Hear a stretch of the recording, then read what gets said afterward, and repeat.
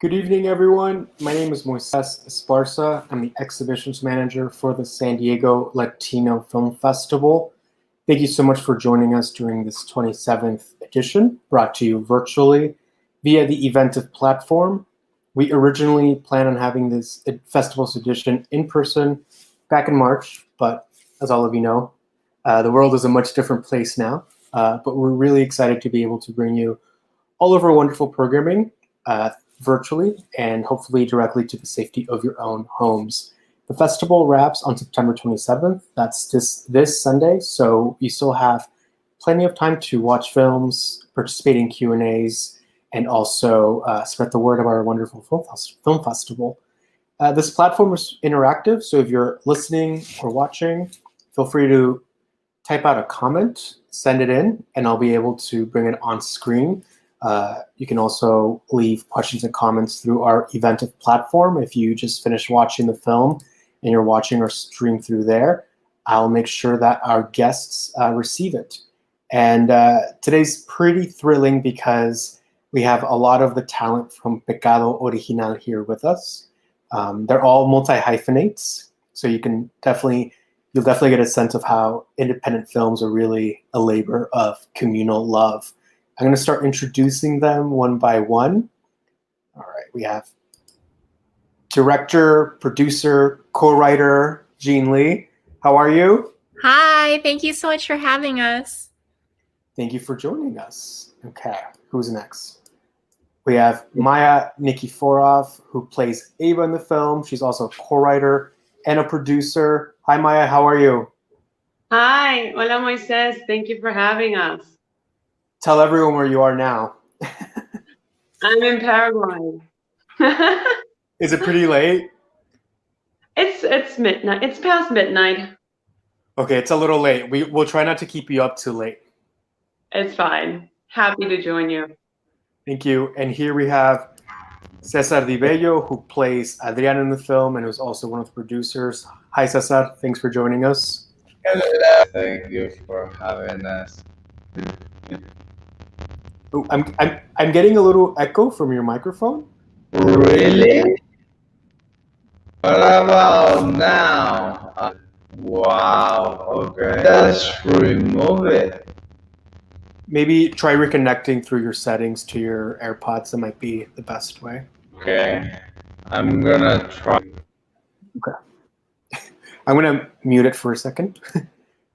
Is everyone else getting that too, or is it just me? Yeah. Okay. Okay. Well, we'll get Adrian to connect back with us in a second, and let's introduce our last guest for the evening, Alejandro Torres Menchaca, who plays Luis in the film, the artist who is the lightning or the catalyst to a lot of fascinating change in the film. How are you, Alejandro? Very good, thank you. Not the first time I hear that. Very good, thank you. Thank you for having us too. Yeah.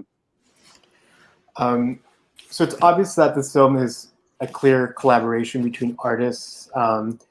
Listening to you backstage, it was really amazing just to hear the easy rapport between friends, colleagues, filmmakers, actors, producers, etc.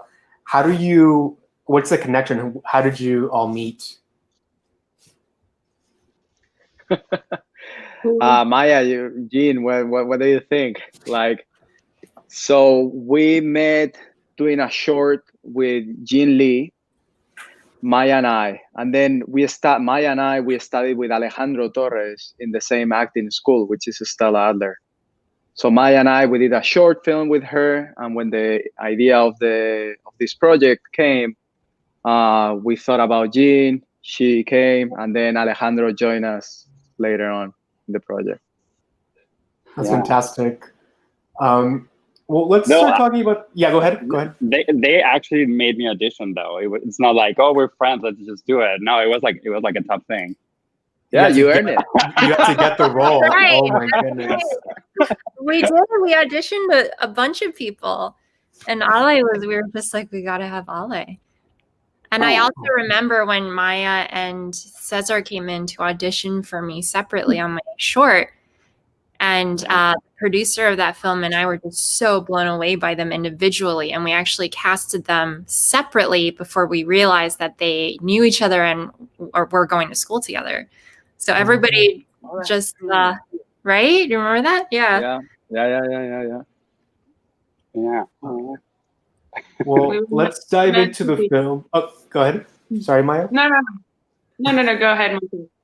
Yeah, the one thing that's bad about these virtual platforms is that there's more talking over one another. There's not like the physical cues. So if I ever cut you off, just talk over me and I'll retreat back.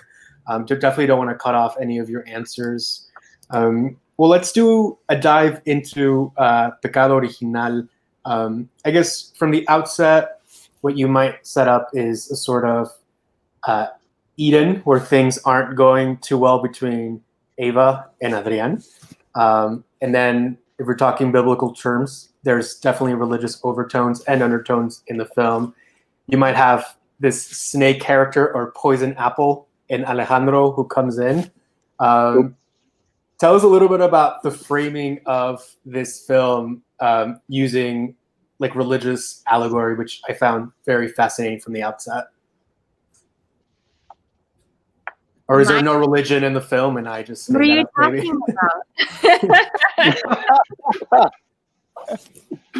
Maya, you wanna take it away? No, you go ahead, Jean. Okay. Well, Maya and I wrote it together, and it actually happened kind of organically where she and I had many coffees at LACMA at the museum, and we were just coming up with story ideas. And one of the themes in the story is what does it mean to have a faith system and a relationship with God and an understanding of what that means. And obviously there is the cultural aspect of it that's very sometimes stifling and rigid and formal. And then we were curious about what happened when you broke those traditions. So that's sort of where we started off. I only see myself. Is that normal? Oh, okay. Yeah, it's me doing like the magic control things behind the scenes just to highlight whoever's speaking. Otherwise, it gets a little lost in these little boxes sometimes. Maya, did you have anything to add? Yeah, we basically also wanted to explore, the oldest triangle, the relationship between Adam and Eve and the snake, and how much of the choices that we make come from our, adjusted by our surroundings rather than how Jean was saying, our personal faith and what happens if we let loose. So, yeah.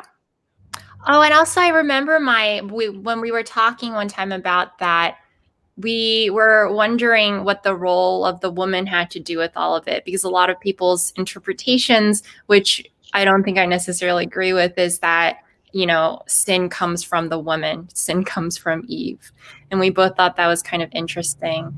And I remember I sat in a sermon at church one time and the pastor was talking about how the Garden of Eden's story was really about a story of blame, how everybody tried to blame somebody else for whatever actions they committed. And so that also informed, the final scene of our film where everybody's like, oh, well, the painter came. No, my wife was doing something. No, my husband was ignoring me. It's like it's never your own fault sort of thing. And we thought that was really funny. So we're like, let's include that. Totally. And then I'm curious about the sensibilities in the film, or modalities really. I think different modalities are in play in terms of access points via genre. To me, it reads a little bit almost like a screwball film, a screwball comedy. But I'm wondering about if I'm just projecting that onto your film, or if there was some sensibility that you had in mind as you were writing it. I think this is a great question that will launch us into some responses from the actors, because actually, Ale actually did a lot with the physicality of it, and because he did have training, and Ale, I'll let you speak for yourself, but he did have like knowledge of stunts and stuff. And the actors were all very, very physical, and they all studied at Stella, and they all took on animal work. So I'll let the actors explain this, but I think Maia would agree with me that very much it was the performance that brought to life the physicality of the characters. Alejandro or Cesar, well, Maya's an actress too, so does anyone want to tackle this? Maya, you want to start? Maia starts. Oh, okay. Well, I have to say, before, when it comes to when Jean and I started writing, if I suggest something, then Jean takes it 10 steps further. And so I think that dynamic of like, how far away can we go? How can we push this was something that everyone brought to the table. And regarding to like developing the characters, we did, like Jean said, a lot of animal work, and it was fun. That's all I could say. Yeah, I'll let the guys talk. Cesar or Alejandro? Go ahead. Okay. Yeah, as Maya was saying, we all brought our own craft, own identity, and that includes our own sensitivities. But at the same time, we were doing all this animal work, adding a very specific physicality. For example, I was playing kind of a kangaroo. I was playing a kangaroo, the physicality of a kangaroo, because the guy is a boxer, or he thinks he's a boxer. And he played very well the containment of that character through that physicality. It was given. The performance was driven because of the physicality that was given to me. And as Maya was saying really well, what's on the paper, when you are performing it, later Jean did an excellent thing that it was just pushing us further, feeding us in a way that we were able to push the situation. If the stakes were here, we put them here through performance and through her direction. It was one of my best experiences on set. I gotta be honest with that. So yeah, it was fun. And Alejandro, did you have anything to add? Yeah, I mean, as they're saying, I think, it was a funny script from the get-go, but getting to it and like working with Jean and working on the animals, like archetypes, if you put a horse, a fox, and a kangaroo in the same room, it's gonna be funny. And then on top of that, it was, I feel it was like Jean. A lot of times while we were shooting, I would find myself like, why am I going this far? Like, it's just hard. And like I just don't see why a human being do that. But when you see it and when you see how it pays off, it's just so funny. And it just, these characters are very motivated to do this. And I think when the acting from Maia and from Cesar shows, but it's also like take it further and like trusting Jean and just always take it a little bit further, which I think it makes the movie really funny too. I remember one rehearsal we did early one morning before we started shooting. I took the fox, who was Luis, the painter, and the horse, but not like one of those show ponies, like a work horse, who was Eva, and then the kangaroo, who was Adrian, and we had a little bit of a stable in the backyard of the house we were shooting. Do you guys remember? And they had to, at one point, they were running in circles, right, as their animals, so that they could get the physicality of it. Where I know that Adrian, his weight was centered in a certain place of his body, which was different than the weight that was centered in Eva's body and Luis's. And they all came up with all this amazing backstory, character work, really put their hearts into it, many hours of preparation. And I think that comes through even in like the smaller scenes in the film. So that was really cool. Absolutely. We got to sorry, go ahead, Ale. No, go. Well, no, I just remember that the last moment when I just hold Adrian's hand, and when he's getting a blowjob, and I remember when I was doing that, I was like, I just don't want to do this. I don't see why I would do this. I just don't want to stay here. and, and it's funny because like that's what makes it funny, that like me as a character in this situation, I'm uncomfortable, but like I kind of have to stay there. But it was, and Jim was like, no, you're staying there and you're doing it, and you're holding. And it's like, ah, but it comes through. Yeah. Maia, you're gonna say something? Well, actually, like sharing what Alice said, I also had the first scene where I kissed Luis was also something that was really hard for me to do it, and it was that was rewritten or changed, and it took me like I struggle with it so much that it came across in the film in a positive way, and like I'm thankful to Jean, like she guided me so well and she was patient. But on top of that, we also did so much dynamic exercises to like get the relationship and the difference between like my relationship with my husband and my relationship with this artist who is an opportunity for me to change my life. And you know, like I also we were lucky that we were able to rehearse in the house 2 weeks before shooting. And so I would have my routine in almost every room and an opinion about things in the room. And so the character development and the dynamic between the three of us was really developed. And I think that comes across in the film, thanks to the rehearsal process that we had. I would have never thought that we'd be talking about animals today, but this is this is super fascinating to me as a listener and learner. Thank you for sharing this experience. We can go forever talking about animals. It's our favorite like approach sometimes with acting. We love our animals. That's just amazing. That's amazing. Talking about this artwork that is brought in by Luis, what was the concept behind, and how did you land on that being this transgressive kind of catalyst into like this wild narrative? Was that designed by an artist or by one of you, or? Maia, do you want to take this one? Yeah, absolutely. The painting is by Cacho Falcón. He's a Paraguayan artist, and he is wonderful.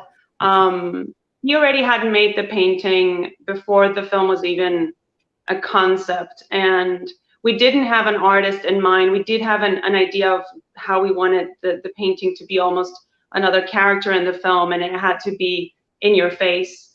And I came across him via social media, and I knew him from when I was living here in Paraguay. And so I reached out to him, and it was this, hey, I just sent him a random email. He replied back, and luckily he was visiting LA at that time. Gina and I were, writing the script, and we met him at a hotel, at the Standard Hotel. And that was the first time we met, and he already had a couple paintings, and he literally brought the paintings to the lobby and started, opening these huge, very graphic paintings in the lobby of the Standard. And we were just like, oh my God. And we literally chose the painting, and he wrapped it up and gave it to us. Just that, like, he's so trusting in that sense. But that painting was perfect. It just, when things just sort of fall into place. And that has been the film for us, I think. Yeah. And then the scene where Adrian walks in on Luis and Eva kissing, and Luis is naked, and what follows, I think, it's fascinating in many ways, but in that Adrian's reaction is so internal, and he just takes his pants away, which I thought was maybe his way of embarrassing him or taking something that's his. And then he goes outside, and I think he like even sits on the pants. I might be making that up. He may not have sit on the pants, but he takes the pants. So tell me about how that reaction, I guess, how you landed on that reaction for Adrian when he walks in on this carnal act. Okay.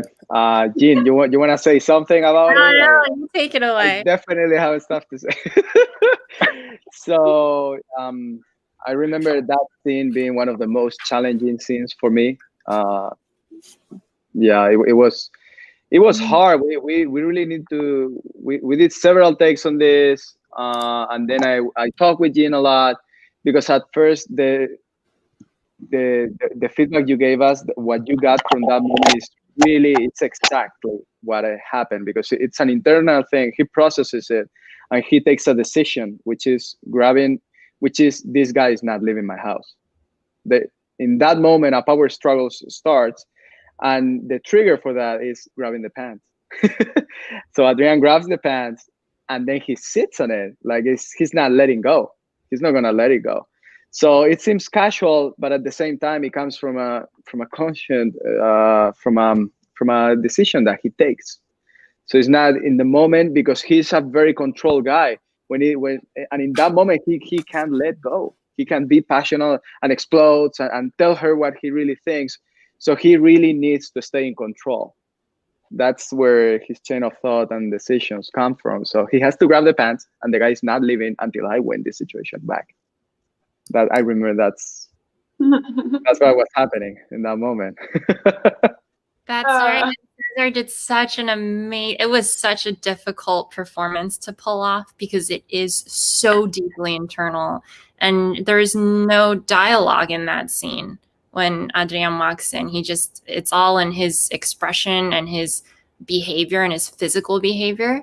And I know that Cesar was very, we really pushed, right, Cesar? And he really committed and worked so hard to getting that performance. And by the time we got that take, the crew was so emotionally affected that we were emotional about what Cesar had brought to the table. So that was pretty cool. Yeah. Oh. I like how you do put the close up, and then we see the reactions. Like, I feel exposed. I'll chill and I'll just leave it like this for a few minutes, and then I might go back into this, because I get notes from my director and about highlighting people talking, and we all kind of get lost in this format. But yeah. I'll chill for a second. I guess if we could backtrack a little bit within that film's particular day. There's obviously so much going on with Eva on that day. When the film opens, we hear the prayer, and we hear right away that we learn about her fantasy, the fellation, the blowjob, and then we go through the course of her day after Adrian goes to work. Adrian thinks he's getting a promotion. So I guess they're both having very particular days, I should say. And then Eva is preparing, I think, dinner or a meal, and then she sees nudists practicing yoga on the TV. So it seems like there's all these things that are stacking up for the pressure cooker maybe to explode or launch.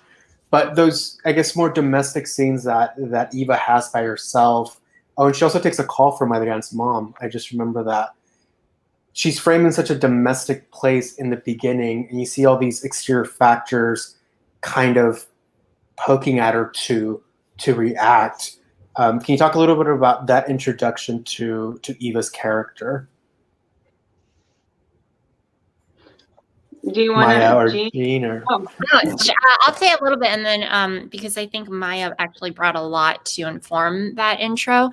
But I think what was really important was that we established the status quo for what kind of daily humdrum life she led, and why she was the way she was. And we had to get that across pretty quickly and economically, but remembering the tone of the film, which is ultimately a comedy, right? So we figure out a creative way to get that across. And so some of those scenes actually came from a lot of character work that Maia and I did together on Eva. And we thought about what her daily routine was like, and how it was the same thing over and over and over again, and what things could happen in the morning of that film that would break that routine. Maya, I don't remember how we came up with the naked yoga. Was that you? I don't remember. Yeah, I remember that we found it like there's an actual movement about naked yoga, and I thought it would be the perfect, we thought it would be the perfect, liberating idea. I mean, I think it's pretty. The yogis, they're like all our friends. Like they were all right. Maia and Cesar and Ale like corralled a group of people together, and they were all so excited. We went and shot it near the house where we shot the film in, and they were all just like, everybody was like yoga by the ocean. It was amazing. But we're getting off the topic. But yeah, it was the what, going back to the animal work, Eva is a working horse that is trying to fit into this, Spanish exhibition horse mold. And so I constantly felt that I was sort of wearing a suit that was too tight for me. And then consequently, I would be clumsy many times. And so I wasn't a good cook, and I wasn't, doing the things that I'm supposed to do good. I wasn't doing it good. And I think that comes across in the film as well. And I think also Eva started to have, like, when she's having breakfast with Adrian has the toast with no jam, and Eva puts more jam than bread in hers, so it's like she's, desperate for something, for contact, and it came in those little moments. Yeah, and I would say that the overall sort of idea is that she's hungry. I mean, there's just like this dullness and everything, and blandness, and it's sort of it's stifling her and making her feel very dull inside. And so when she sees something like the naked yoga, there's something in her that sparks. And so I think that was also sort of something that we wanted to bring get across. Yeah. Jean also made me apologize all the time for everything and anything. Yeah. And that stuck with me after the film. And then every time I was like, I'm sorry. No, I'm not sorry. I'm sorry. It was just, yeah. Wait, But, that was a director's note you gave to Maia? Yeah, just she's always sorry. She's always messing up. She's always doing things wrong. She's always, the workhorse coming through, even though she's supposed to be this show pony. Even dinner is just like a disaster. I was a little bit disappointed, actually, to be honest, with how it was disastrous in that kitchen. And I feel like only like 70% of that disaster came across on screen. But I remember there was just like kind of like rotting food at one point, and it was just like a spectacle. And it was all of that to make this one little tiny matambre, right? So like it was sort of like, so one of the things, when somebody's apologizing all the time, they're also deeply like skittish and sort of like insecure and out of place. And it's the question of like, well, where does that come from? And I think it's like always being out of your element, sort of. And that was very much Eva's character. Yeah.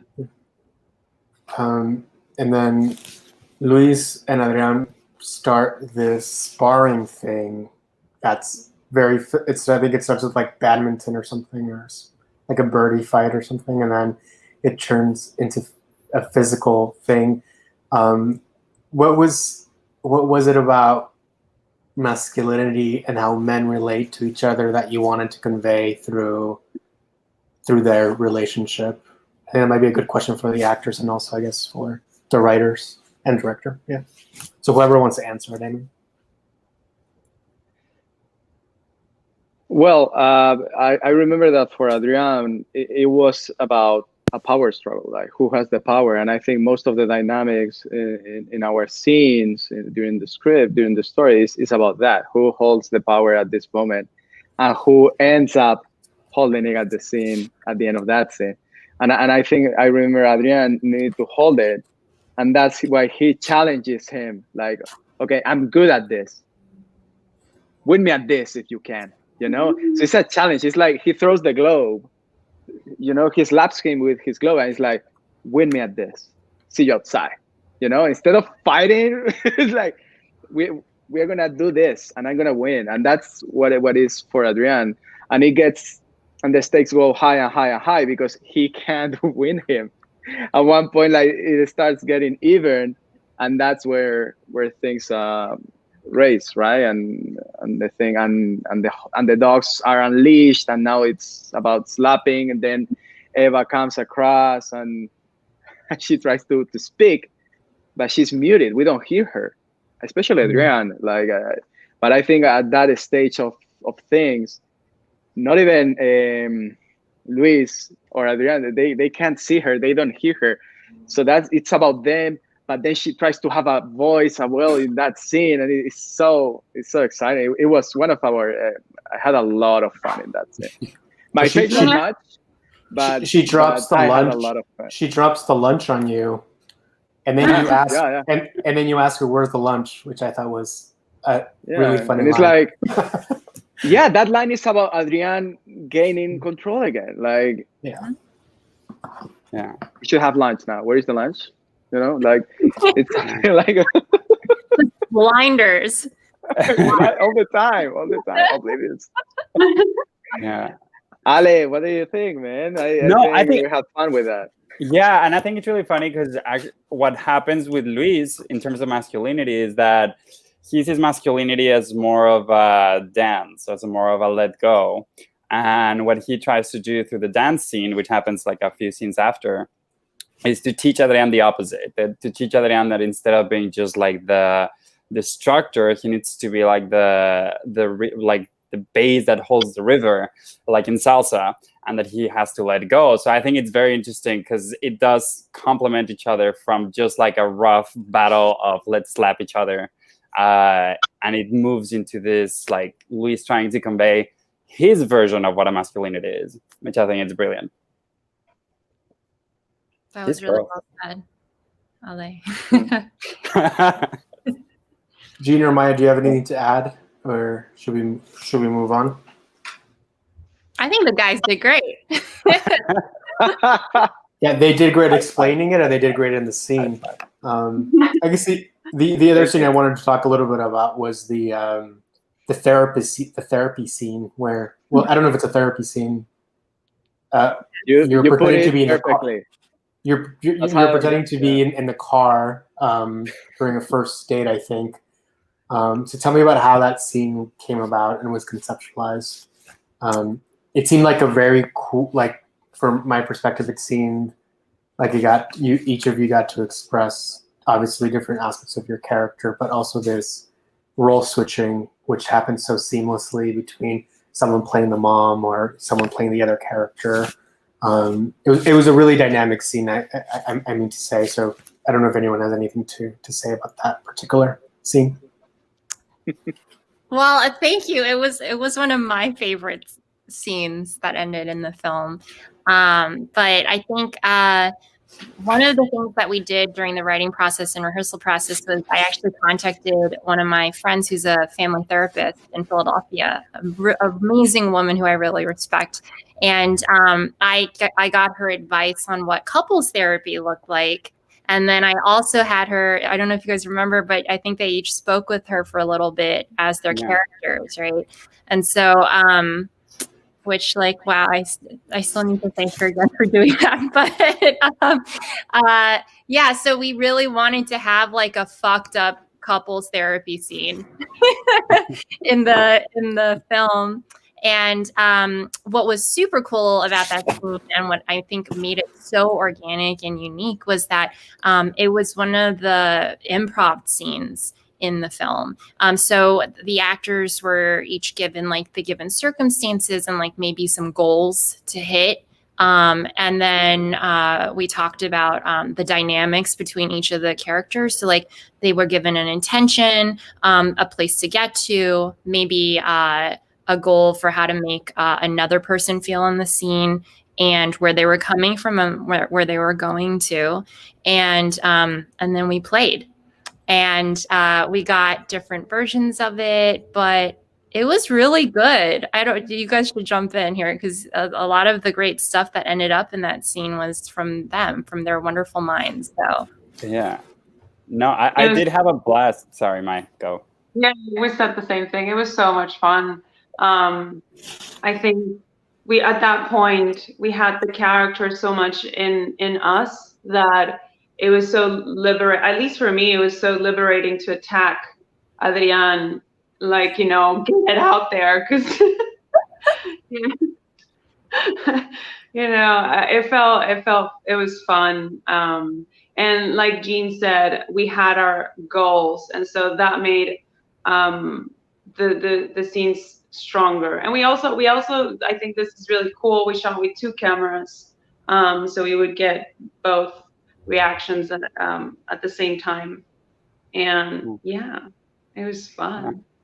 Also, I think by this point we knew the characters so well that for them, like for you to talk about Federica, it was just so in you, and like we were all in the vibe, like we knew them, so it just came organically as like for you it was a release. For me, it was frustrating that I couldn't get you to like agree on anything, and like for every character it was just like very specific that way, and it was just like the characters talking in that point. Thank you all so much for your feedback. I just checked our Eventive platform, and we do have a comment coming in from a viewer. This is a question for Jean from Elliot. Where did you go to film school?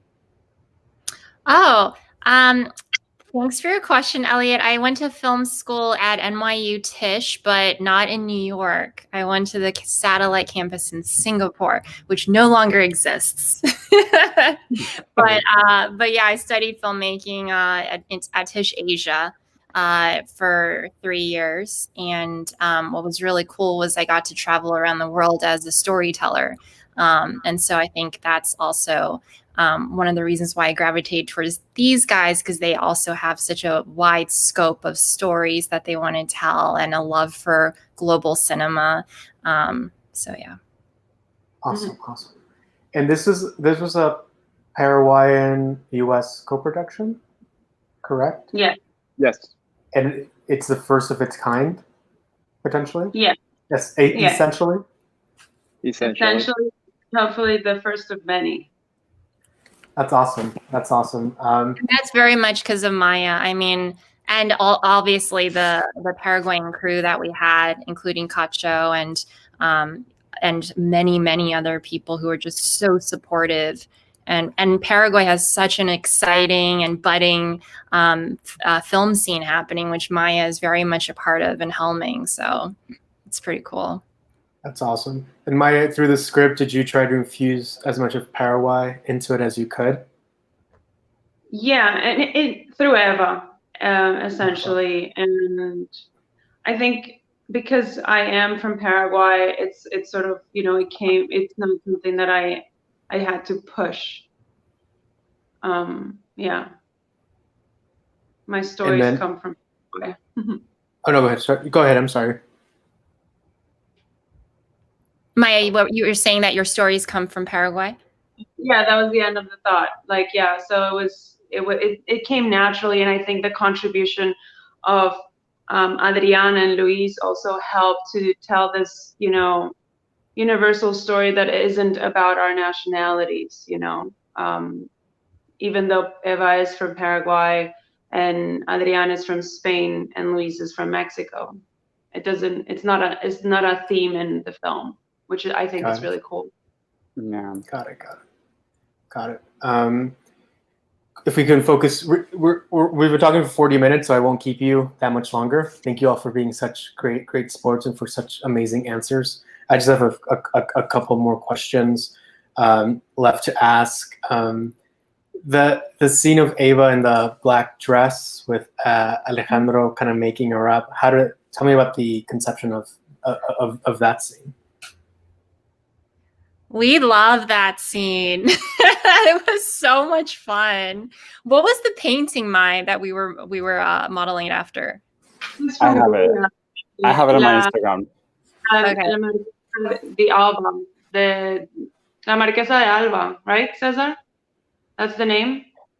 Yeah, Yeah, the Yeah. Goya, no? Francisco de Yeah, Goya. they were. Yeah. So Gene and I went yeah, into yeah. like this. Gene and I went into like this rabbit hole of like Spanish artists and just trying to, you know, women in the Spanish paintings. Is that the? Yeah. It's from La Duquesa de Alba. She was actually like a very, well, obviously she was very, you know, aristocratic, and Goya painted her a couple of times. They had a very intimate relationship, and I thought that muse artist relationship was very interesting and something that Gene and I wanted to explore. And I think Eva had a blast being a muse. She finally got to be the center of attention. And also like her painting, her face painting was also, you know, a little bit inspired by, you know, Picasso's women's faces that are, you know, disfigured in a way, or just different layers. Collage together. Yeah. Collage. Yeah. What was also cool about that scene was that it's sort of like Eva isn't happy being put in a box either way, right? She's not happy being put in a box by Adrian, and she's also not happy being put in a frame by Luis ultimately, even though at first she thinks it's exciting, and she needs to become her own. So yeah. She And does the climate, black dress.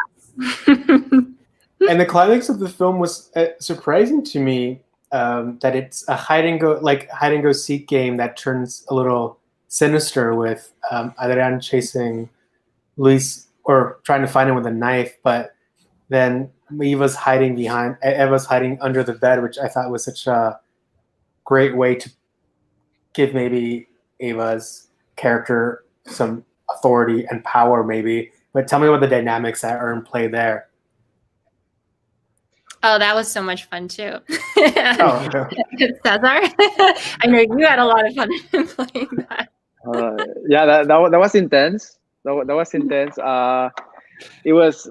What was that about? I don't even remember. I just remember. I do know about it because I remember I was in the closet and I didn't know anything that was gonna happen outside. I was just hiding there, like waiting for something. Me neither. I remember when she came. I thought I knew because I always tried to be a step ahead. I remember being in that mindset of Adrian, like kind of knowing, so I see it coming, you know, and I have a plan.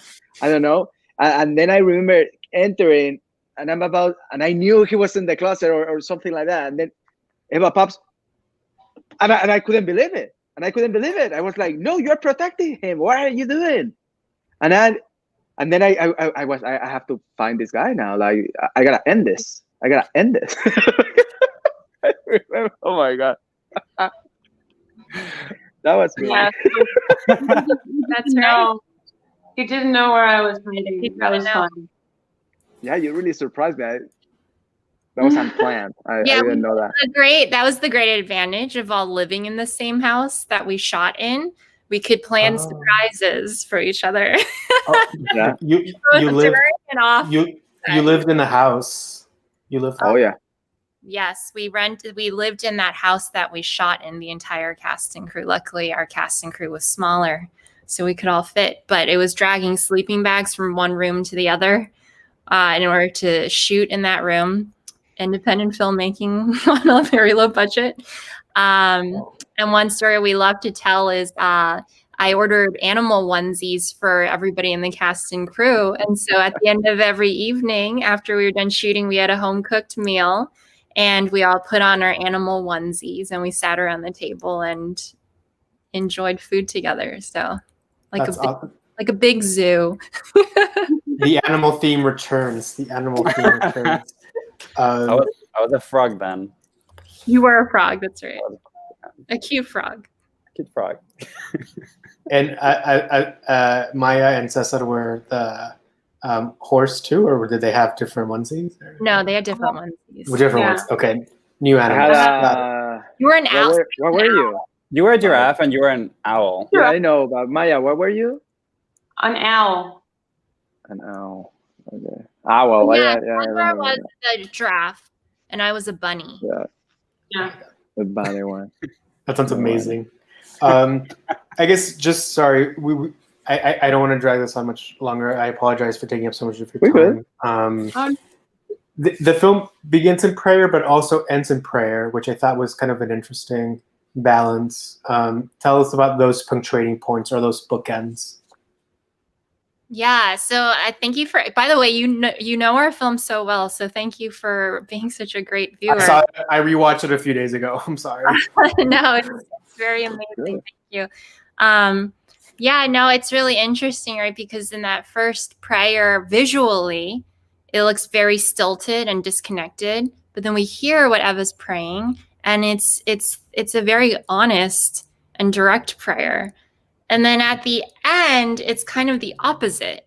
The prayer is pretty stilted and disconnected with reality, but visually we see the two, the husband and wife character, look at each other and really connect. And in the prayer, you hear Federica saying, please teach us the true meaning of love. I'm butchering it, but basically that. And then you see them open their eyes, and it's like their eyes have been opened to what true love means. And even though we're not saying that, yes, they've found the secret to true love, they've achieved their goal of connecting with one another. These are two characters who just so long for connection and seeing each other in a truthful way. And it's the beginning of something there, which is nice. So yeah, we're a big fan of bookends. Yeah. So am I. I asked everyone about their opening shots and their last shots, and sometimes I find that I superimpose too much in them, and they're like, no, it just ended that way. I was like, oh, okay, cool. But I'm glad there's a reason behind it. And I think it's a beautiful and really elegant way to wrap the story that was so full of maybe controlled chaos, and it ends with a very meaningful glance and connection between Eva and Adrian. How was that scene for you, both as actors? How was it? Yeah. It was beautiful. We almost shot chronologically, so we had some reshoots after, but that was one of our last shots. So it was very emotional because, we're very close friends, all of us, and to bring this was something that also Jean and I talked. If we wanted the movie to be a happy ending, and we both wanted that, and so it was very meaningful, that last moment of connecting with a person that you are spending your life with. Wonderful. Yeah, it gives closure, and it definitely, so we can see the whole arc, not only of them, but of what they have. And you can finally see them together. It's the beginning of something, no? It sets up the beginning of a new connection, of a new dynamic, of a new relationship, of a new me and a new us. I think it's cool. I think it was really, really smart to let that happen. Because I think the temptation of just ending things after that, it feels so real and like a real possibility for a lot of people, but daring to stay in there and now it's like, oh, let's try, I think they go for that, and I think it's a very interesting thing to do and to show. Yeah, for me, I love that moment, and every time I see it, I get chills because I think it's just so beautiful to see these characters from a very broken couple and really trying everything they can, from therapy to empathy to understanding at the end with Federica, understanding really what happened to him and why he's so traumatized, to him trying and really giving his best to get felated. It's just everything they do try everything. So it's very beautiful that at the end, by the weirdest means, they ended up being able to see eye to eye and really connecting. Nothing that a good blowjob can't solve. What I say. Amen. But listen, it's such an interesting thing if you see from the love point of view, because I remember reading the script and you read it as yourself. No, you are not still in character, and you're like, why that? Where is the love? Why do love each other? How did they? And I think Luis phrases this at one point when saying like, did you ever love each other? Why are you staying together? Like what keeps you together? Stuff like that. And I think that's the only moment in the movie when we see the connection. I think it's a reconnection to what started years before that led them to this moment. But I don't know, it has a lot of things in there. I like it. And Alejandro got a happy ending too. He got paid and he got to peace out with a check, which is awesome. Yes. Well, thank you all so much for the time you've dedicated to this conversation. Thank you for letting us screen the film virtually. I know it's not the ideal method of exhibition, but it means so much to myself and to the rest of the festival team that filmmakers have been so open and flexible with the new screening realities that we're facing. And of course, for spending the time here to talk not only to me, but to the people who are watching the broadcast. So thank you all so very much. And if you have any parting words, feel free to share anything. I just want to say thank you because you like really know our movie, and I think it's been a beautiful experience for all of us as well to like re-experience our movie with through your eyes. So thank you. Thanks, Alejandro. Yeah, really great feedback. You got the key moments of the movie, from the poetical, from the emotional, not just like a script breakdown. Like you got it. Like what was moving the characters, you really got it. Thank you. And the meaning of it. Oh, amazing.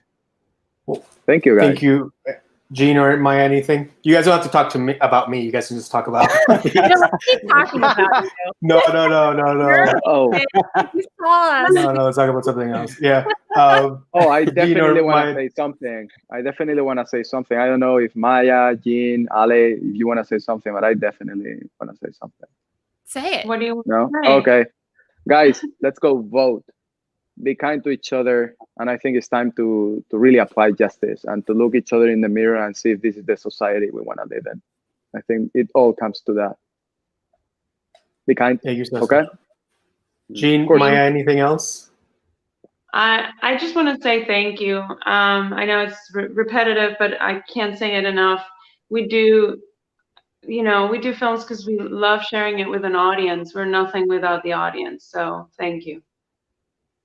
Thank you so much. Yeah, muchas gracias. Really. Yeah. And I'll end by saying to any viewers who are watching, who have dreams or aspirations of telling their own stories, but who feel like they might not have the means to do so, or at least not have the means to do so now, please keep pushing. And because we found each other, we made this film with very little, with a lot of passion and a lot of hard work. And obviously, we had supporters who helped us, and not everybody has as much support as we did. But if you just keep pushing, we need to hear more diverse stories that are very important. And so never give up on your dreams and keep pushing. What an amazing place to leave this conversation. Thank you all once again. And for those of you watching or listening, thank you for supporting the San Diego Latino Film Festival. Thank you, everyone. Thank you. Bye. Bye-bye.